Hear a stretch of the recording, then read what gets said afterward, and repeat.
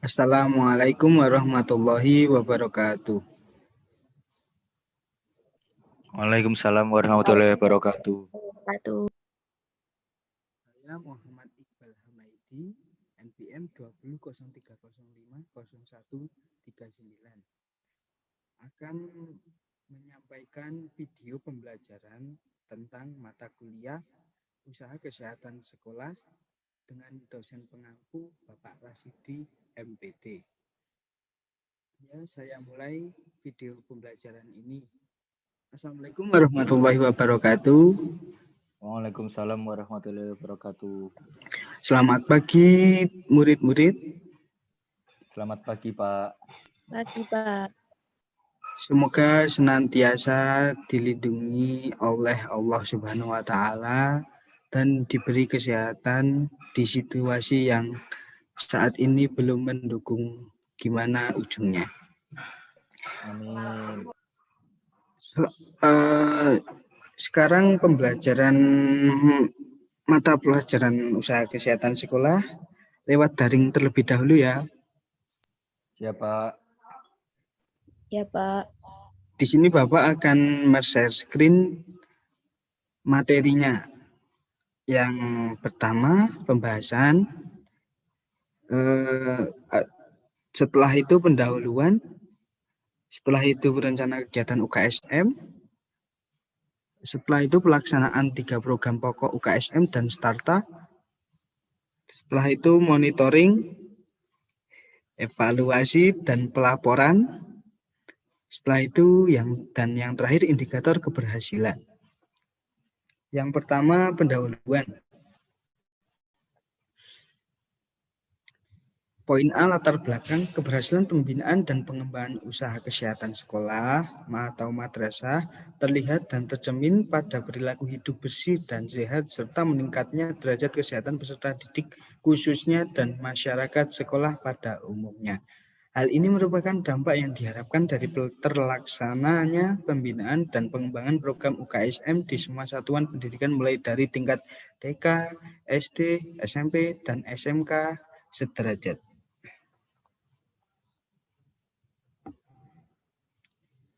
Poin B, sasaran UKSM. Sasaran pedoman pembinaan dan pengembangan UKSM ini adalah tim pembina UKSM dan tim pelaksana UKSM di sekolah atau madrasah baik negeri maupun swasta.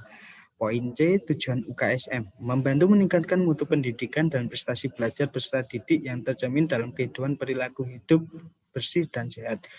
Menciptakan lingkungan yang sehat sehingga memungkinkan pertumbuhan dan perkembangan yang harmonis dan optimal. Poin D, tugas dan fungsi tim pelaksanaan UKS. Yang pertama, tugas. Melaksanakan ketatausahaan dan database kegiatan. Yang kedua, menyampaikan laporan pelaksanaan kepada tim pelaksana UKSM kecamatan. Yang ketiga, melaksanakan ketatausahaan tim pelaksanaan UKSM. Dan poin yang kedua, fungsi. Sebagai penanggung jawab dan pelaksana program di sekolah atau madrasah berdasarkan prioritas, kebutuhan, dan menyiapkan sekolah menjadi sekolah yang melaksanakan program UKSM. Poin yang E, langkah-langkah penyelenggaraan program UKSM. Yang pertama, identifikasi masalah, 2, perencanaan program, 3, skala prioritas program, 4, pelaksanaan program, 5, pengendalian dan pengawasan program, yang keenam, monitoring, evaluasi, dan pelaporan masalah. Sejarah perkembangannya UKSM tahun 1956. Dirintis kerjasama antar Departemen Kesehatan, Departemen Pendidikan, dan Kebudayaan. Selanjutnya di tahun 1970 dibentuk Panitia Bersama Usaha Kesehatan Sekolah.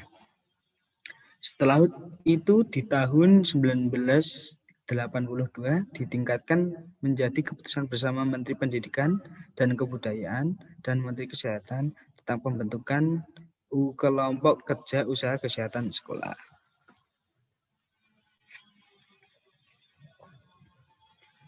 Bab yang kedua, poin A, penyusunan rencana kegiatan UKS. Yang pertama, rencana kegiatan UKSM. Rencana kegiatan tahunan ialah rangkaian dan tahap kegiatan UKSM yang disusun oleh tim pelaksana dengan dihadiri oleh seluruh anggota tim pelaksana yang akan dilaksanakan selama 1 tahun pelajaran oleh tim pelaksana UKSM. Yang kedua, rencana kegiatan dan rencana anggaran belanja UKSM merupakan bagian dari rencana kerja sekolah RKS dan rencana anggaran belajar sekolah atau RABS. Yang ketiga, penyusunan rencana kegiatan UKSM tahunan. Dilakukan rapat tahunan dengan melibatkan semua anggota tim pelaksana UKSM di sekolah ataupun madrasah. Yang keempat, dalam penyusunan rencana kegiatan UKSM perlu memperhatikan yang A, kegiatan yang mengacu pada program UKS. Yang B, jenis kegiatan. Yang C, waktu pelaksanaan kegiatan. Yang terakhir, dan dana kegiatan. Poin B, tugas dan tanggung jawab 4 kementerian. Yang pertama, tugas dan tanggung jawab Kementerian Pendidikan dan Kebudayaan. A, menetapkan kebijakan teknis dalam pembinaan dan pengembangan UKSM melalui intrakurikuler dan ekstrakurikuler. Yang C, merumuskan dan menyusun standar prosedur dan pedoman pembinaan dan pengembangan UKSM. Yang D, mendorong pemerintah daerah melaksanakan pelatihan bagi guru pembina UKSM dan kader kesehatan. Contohnya dokter kecil, konselor sebaya, atau kader. Yang E, mengembangkan model sekolah sehat. Yang kedua, tugas dan tanggung jawab Kementerian Kesehatan. Menetapkan kebijakan yang mendukung kegiatan UKSM, memfasilitasi gerakan masyarakat sekolah maupun kampanye kesehatan yang mendukung pelaksanaan UKSM. Selanjutnya, melaksanakan komunikasi informasi dan edukasi tentang UKSM. Yang D, meningkatkan kapasitas tenaga kesehatan dalam pelaksanaan pelayanan kesehatan sekolah ataupun madrasah. Yang terakhir, mengembangkan metode promosi kesehatan di sekolah yang mendukung UKSM. Selanjutnya, yang ketiga, tugas dan tanggung jawab Kementerian Agama. Yang pertama, menyediakan fasilitas UKSM yang meliputi sarana prasarana berupa ruang UKSM beserta peralatan yang dibutuhkan. Yang kedua, membantu pelaksanaan penjaringan kesehatan dan pemeriksaan berkala di semua madrasah dan pondok pesantren. Yang ketiga, melaksanakan pengendalian faktor resiko lingkungan di madrasah dan pondok pesantren. Yang keempat, tugas dan tanggung jawab Kementerian Dalam Negeri. Pertama, memfasilitasi penyusunan norma, standar, prosedur, dan kriteria program UKSM.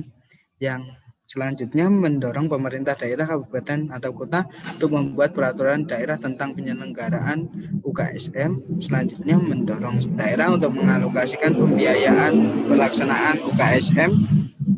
Dan yang selanjutnya, mendorong daerah untuk membentuk dan mengoptimalkan fungsi dan peran tim pelaksana UKSM dan sekretariat tim pelaksana UKSM provinsi, sekretariat tim pelaksana UKSM kabupaten, dan tim pelaksana UKSM kecamatan. C, tugas pembina UKSM pusat. Yang pertama, merumuskan kebijakan dan pedoman umum di bidang pembinaan dan pengembangan UKSM yang bersifat nasional. Yang B, melaksanakan sosialisasi dan memfasilitasi semua pemangku kepentingan dalam rangka pembinaan dan pengembangan UKSM. Poin D, tugas tim pelaksana UKSM provinsi. Membina dan mengembangkan UKS melalui jalur kurikuler, baik intra maupun ekstrakurikuler. B, berkoordinasi dengan Bapeda dalam perencanaan kegiatan yang mendukung anggaran UKS. Selanjutnya, mengupdate data UKS setiap jenjang sekolah dan mensinkronkan input data sekolah yang terintegrasi dalam pusat data pendidikan terkait kondisi masing-masing sekolah sehat di setiap tingkatan yang ada di provinsi sesuai dengan standarisasi sarana dan prasarana sekolah. Selanjutnya, tugas tim pembina UKSM kecamatan. Yang pertama, menyusun rencana kerja pembinaan dan pengembangan UKSM yang meliputi pendidikan kesehatan, pelayanan kesehatan dan pembinaan lingkungan sekolah sehat. Selanjutnya, membina dan melaksanakan UKSM. Selanjutnya, menyosialisasikan kebijakan pembinaan dan pengembangan UKSM Selanjutnya melaksanakan pembinaan dan pengembangan UKSM melalui pembimbingan dan penyuluhan. Yang terakhir melaksanakan peningkatan kualitas ketenagaan tim pelaksana UKSM dan sekretariat tetap tim pelaksana UKSM. Poin E, tugas tim pembina UKSM Kabupaten Kota. Yang A, menyusun rencana kegiatan pembinaan dan pengembangan UKSM yang meliputi pendidikan kesehatan, pelayanan kesehatan, dan pembinaan lingkungan sekolah sehat. Menyusun petunjuk teknik pelaksanaan UKS. Yang C, menyosialisasikan kebijakan pembinaan dan pengembangan UKSM di wilayahnya. Yang D, melaksanakan kepelatihan guru UKSM, dokter kecil, kader kesehatan, remaja, dan pendidikan sebaya. Bab yang ketiga, pelaksanaan trias UKSM dan starta. Yang poin A, pendidikan kesehatan. Pendidikan kesehatan adalah upaya yang diberikan berupa bimbingan dan atau tuntutan kepada peserta didik tentang kesehatan yang meliputi seluruh aspek kesehatan pribadi, fisik, mental, dan sosial, agar kepribadiannya dapat tumbuh dan berkembang dengan baik melalui kegiatan kurikuler dan ekstrakurikuler. Yang pertama, tujuan pendidikan kesehatan adalah agar peserta didik meliputi memiliki adab, sopan santun, dan akhlak mulia dalam kehidupan sehari-hari sesuai dengan prinsip karakter etika ketimuran. Yang kedua, memiliki pengetahuan tentang kesehatan termasuk perilaku hidup bersih dan sehat. Yang ketiga, memiliki nilai dan sikap yang positif terhadap prinsip dan pola hidup bersih dan sehat.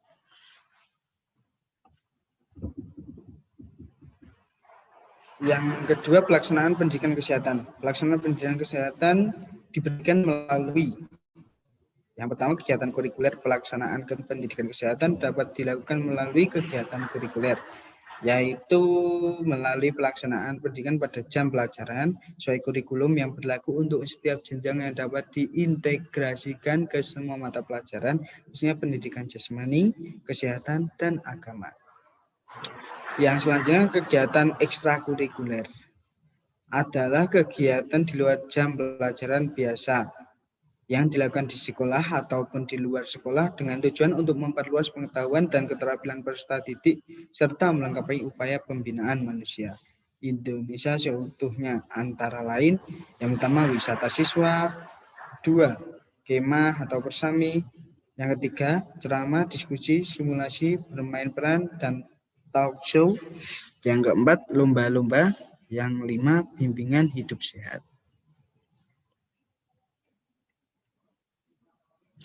Yang ketiga, metode pendekatan.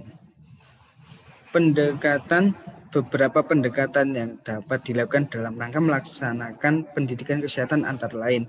Tentang pendekatan individual, yang kedua pendekatan kelompok, meliputi kelompok kelas, kelompok bebas, lingkungan keluarga, teman sebaya, agar tujuan pendidikan kesehatan bagi para peserta didik dapat tercapai secara optimal. Dalam pelaksanaannya hendaknya memperhatikan hal-hal sebagai berikut. Yang pertama, sesuai dengan tingkat kemampuan dan perbedaan individual peserta didik. Yang kedua, diupayakan sebanyak-banyaknya melibatkan peran aktif peserta didik. Yang ketiga, sesuai dengan situasi dan kondisi setempat. Yang keempat, selalu mengacu pada tujuan pendidikan kesehatan termasuk upaya alih teknologi, pedoman pembinaan dan pengembangan UKS, dan lain-lain. Metode. Dalam proses belajar mengajar, guru dan pembinaan dapat menggunakan metode. Yang pertama, belajar kelompok. Yang selanjutnya, kerja kelompok atau penugasan, diskusi, belajar perorangan, pemberian tugas, pemeriksaan langsung, karya wisata, bermain peran, ceramah, demonstrasi, tanya jawab, simulasi, dramatisasi, bimbingan konseling, dan yang terakhir, role playing. Poin C, pelaksanaan pelayanan kesehatan. Yang pertama adalah upaya peningkatan kesehatan promotif, pencegahan, preventif, pengobatan, dan pemulihan yang dilakukan terhadap peserta didik dan lingkungannya. Yang kedua, tujuan pelayanan kesehatan adalah kemampuan dan keterampilan melakukan tindakan hidup sehat dalam rangka membentuk perilaku hidup bersih dan sehat. Yang kedua, meningkatkan daya tahan tubuh peserta didik terhadap penyakit dan mencegah terjadinya penyakit, kelainan, dan cacat. Yang terakhir, menghentikan proses penyakit dan pencegahan komplikasi akibat penyakit, kelainan, pengembalian fungsi, dan peningkatan kemampuan peserta didik yang cedera atau cacat agar dapat berfungsi optimal. Yang ketiga, tempat pelayanan kesehatan terhadap peserta didik dilakukan di sekolah melalui kegiatan ekstrakurikuler berupaya penyuluhan dan latihan keterampilan, antara lain dokter kecil, kader kesehatan remaja, Saka Bakti Husada, Palang Merah Remaja, dan lain-lainnya. Yang keempat, pelaksanaan pelayanan UKS. Yang pertama, pelayanan kesehatan di puskesmas, pelayanan peserta didik yang perlu dirujuk, pendekatan, yang terakhir metode yang diperlukan. Pembinaan lingkungan sekolah sehat. Lingkungan sekolah meliputi lingkungan fisik dan lingkungan non-fisik. Lingkungan sekolah sehat adalah suatu kondisi lingkungan sekolah yang dapat mendukung tumbuh kembang peserta didik secara optimal serta membentuk perilaku hidup bersih dan sehat serta terhindar dari pengaruh negatif. Dan pembiasaan lingkungan sekolah sehat adalah usaha yang untuk menciptakan kondisi lingkungan sekolah yang dapat mendukung proses pendidikan sehingga mencapai hasil yang optimal baik dari segi pengetahuan, keterampilan maupun sikap. Yang bab keempat, monitoring, evaluasi, dan pelaporan. Monitoring adalah suatu kegiatan yang dilakukan dalam rangka pengawasan, pengontrolan, atau pengendalian terhadap suatu objek kegiatan yang akan sedang atau yang sudah dilaksanakan. Tujuan monitoring, evaluasi, dan pelaporan dalam pelaksanaan pembinaan dan pengembangan UKSM adalah untuk mengetahui sampai sejauh mana manfaat dari kegiatan yang telah dilaksanakan, serta untuk mengetahui kendala-kendala dan hambatan-hambatan, sekaligus untuk mengetahui penyimpangan yang mungkin terjadi baik pada tahap perencanaan, pelaksanaan, dan pencapaian dari kegiatan yang dilaksanakan. Yang pertama, tujuan untuk mengetahui sampai sejauh mana manfaat maupun keberhasilan dari kegiatan yang telah dilaksanakan, serta untuk mengetahui kendala-kendala dan hambatan, sekaligus untuk mengetahui penyimpangan-penyimpangan yang mungkin terjadi baik pada terhadap perencanaan, pelaksanaan, dan pencapaian dari kegiatan yang dilaksanakan. Yang kedua, hasil yang diharapkan. Apabila ada kegiatan yang kurang sesuai atau menyimpang, dapat dilakukan koreksi baik pada perencanaan maupun pada saat proses pelaksanaan kegiatan, sehingga pelaksanaan kegiatan dapat sesuai dengan tujuan yang ditetapkan. Yang ketiga, ruang lingkup. Ruang lingkup monitoring, evaluasi, dan pelaporan meliputi semua aspek di dalam perencanaan kegiatan di setiap jenjang pendidikan. Yang keempat, sasaran. Sasaran monitoring adalah manajemen atau organisasi serta berbagai kegiatan pembinaan dan pengembangan UKSM yang dilakukan oleh tim pelaksana UKSM termasuk guru, kepala sekolah, peserta didik, dan seluruh warga sekolah serta sarana prasarana yang mencakup pelaksanaan UKSM.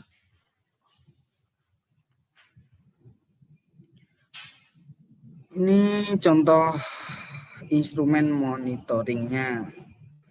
Dilihat anak-anak, dicermati.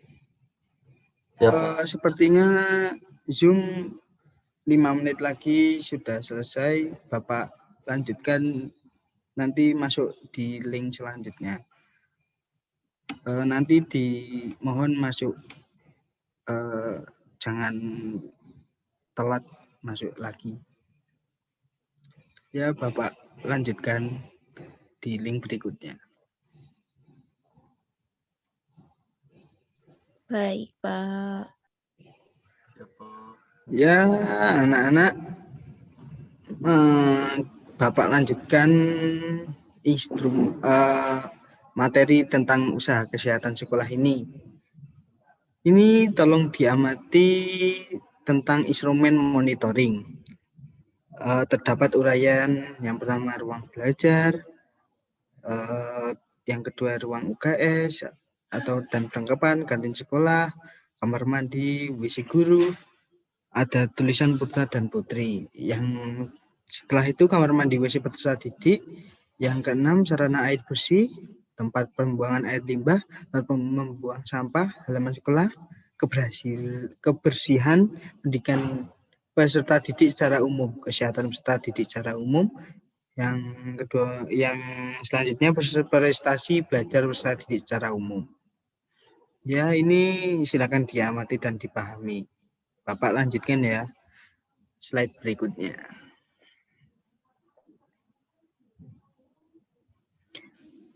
Yang B.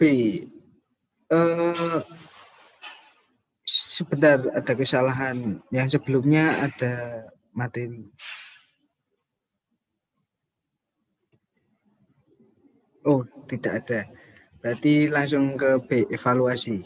Adalah salah satu kegiatan pembinaan melalui proses pengukuran hasil yang dicapai dibandingkan dengan sasaran yang telah ditentukan sebagai bahan penyempurnaan perencanaan dan pelaksanaan UKSM yang akan datang.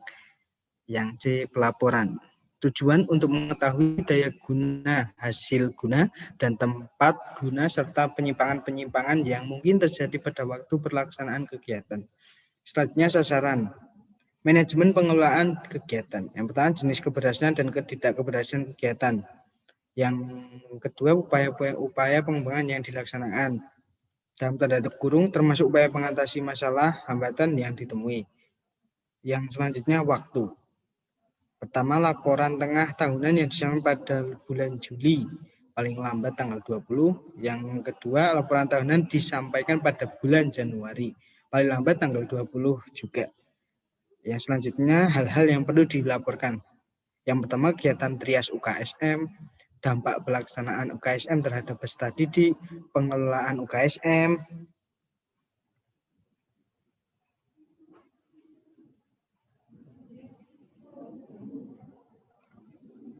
yang bab terakhir, bab yang kelima, indikator keberhasilan. Indikator input. Indikator proses yang digunakan untuk mengukur keberhasilan pelaksanaan UKSM sebagai berikut. Yang pertama, sekretaris tim pelaksana UKS sekolah ataupun madrasah. Yang selanjutnya rencana kegiatan UKSM, rencana anggaran belanja UKSM dengan rencana kerja sekolah dan rencana anggaran belanja sekolah. Yang keempat, peran dan keterlibatan komite sekolah atau orang tua.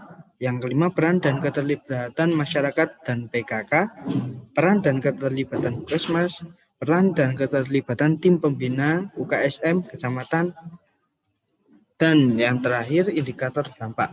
Meningkatkan perilaku hidup bersih dan sehat, meningkatnya derajat kesehatan peserta didik, meningkatnya pengetahuan sikap dan perilaku peserta didik tentang hidup sehat, meningkatnya partisipasi masyarakat dan PKK dalam pelaksanaan UKSM, terwujudnya UKSM. Ya, cukup sekian pembelajaran hari ini mapel usaha kesehatan sekolah. Semoga murid-murid dapat memahami apa yang Bapak sudah sampaikan dan disaring perilaku positif kalau Bapak, dan Bapak mohon maaf kalau ada salah kata, salah tingkah, ya tolong dimaafkan. Sekian pembelajaran hari ini, Bapak saya tutup. Billahi taufik walhidayah. Wassalamualaikum warahmatullahi wabarakatuh. Waalaikumsalam. Terima kasih, Pak. Sama-sama. Bertemu ke pembelajaran esok hari ya. Ya, Pak.